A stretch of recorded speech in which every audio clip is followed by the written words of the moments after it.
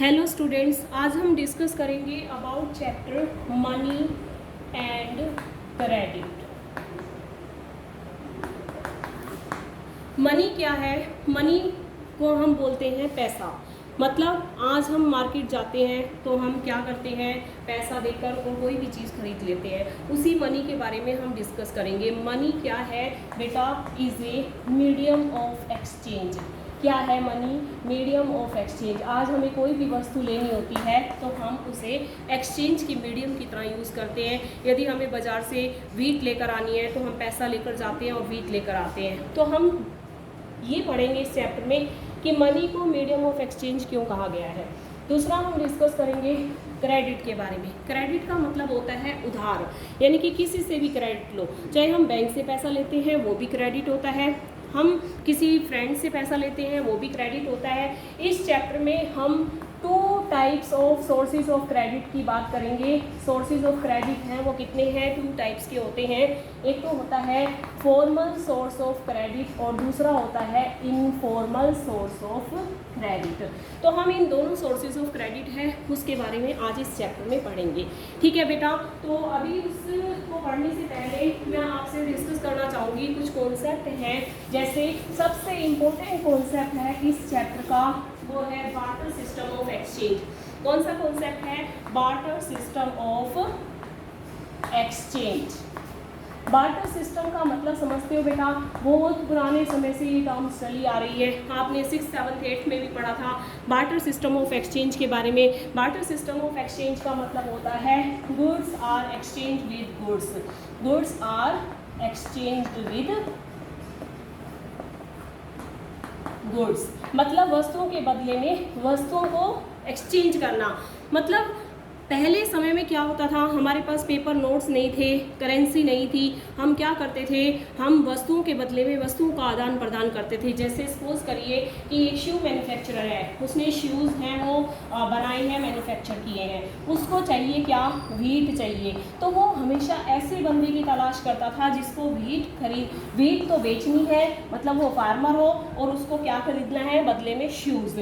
तो इसे कहते हैं बेटा बार्टर सिस्टम ऑफ एक्सचेंज। पहले क्या होता था कि 2 लोग होते थे और वो अपनी नीड्स को पूरा करने के लिए ऐसे व्यक्ति को देखते थे जिससे कि उनकी नीड्स है वो पूरी हो जाए। यानी कि शू मैन्युफैक्चरर को क्या चाहिए थी? वीट चाहिए थी। उसको ऐसा फार्मर चाहिए था, ऐसा व्यक्ति चाहिए था इनफैक्ट जो कि वीट को देकर और शूज़ खरीद ले। और ज़रूरी नहीं है कि इस व्यक्ति को जिसने वीट बेची है उसे शूज़ ही चाहिए। तो इससे एक प्रॉब्लम क्रिएट हो रही थी, उसी प्रॉब्लम के बारे में हम डिस्कस करेंगे, जिसकी वजह से मनी को हमने मीडियम ऑफ एक्सचेंज की तरह डिस्कस किया है। और वो प्रॉब्लम कौन सी प्रॉब्लम थी मैं बता देती हूँ। उसका नाम है डबल कोइंसिडेंस ऑफ वांट्स। बेटा बार्टर सिस्टम ऑफ एक्सचेंज की वजह से जो प्रॉब्लम अराइज हुई उसको हम क्या बोलते हैं? Double coincidence of wants.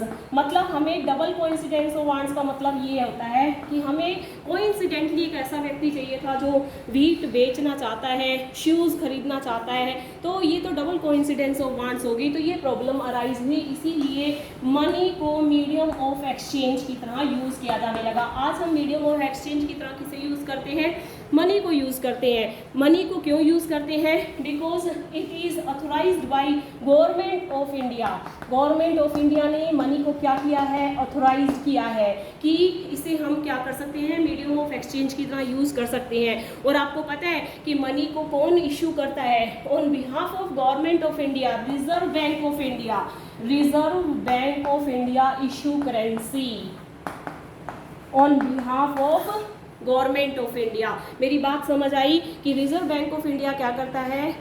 Issue करता है करेंसी को on behalf of government of India. इसीलिए हम मनी को as a medium of exchange use करते हैं।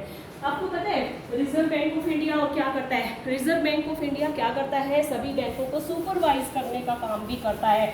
मतलब जितने भी बैंक्स हैं उनको सुपरवाइज करना, वो किसको लोन दे रहे हैं, कितने इंटरेस्ट पे दे रहे हैं, है ना, ये सारा सुपरविजन है। कितना परसेंट आपको पता है कि बैंक के पास जितना भी पैसा होता है है उसका वो 15% जो होता है वो रिजर्व रखते हैं, अपने पास सेव करके रखते हैं, क्योंकि हमने आपने लोगों ने पैसा जमा कराया होता है बैंक में। कभी भी किसी व्यक्ति को कोई भी नीड पड़ सकती है, तो वो नीड को पूरा करने के लिए वो बैंक जाते हैं, अपना पैसा है, जाहिर सी बात है विश्वास को बनाए रखने के लिए, ट्रस्ट को बनाए रखने के लिए बैंक को जो पैसा वो विड्रॉ करने जाते हैं वो पैसा उनको देना भी पड़ता है। तो अभी हम बात करेंगे मॉडर्न फॉर्म्स ऑफ करेंसी की।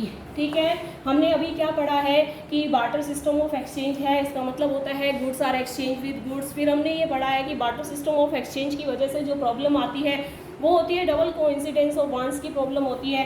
फिर उस प्रॉब्लम को सोल्व करने के लिए मनी को मीडियम ऑफ एक्सचेंज की तरह यूज़ किया गया है। Money act as a medium of exchange because it is authorised by government of India and Reserve Bank of India issue currency on behalf of government of India, और no one is to be deny to take money and give things। मतलब कोई भी नहीं, legally ये बहुत ही गलत है अगर कोई व्यक्ति है वो पैसा लेकर कोई चीज़ देने से मना करता है। तो आज हम पढ़ेंगे इसी चैप्टर में, हम आगे पढ़ रहे हैं मॉडर्न फॉर्म्स ऑफ करेंसी।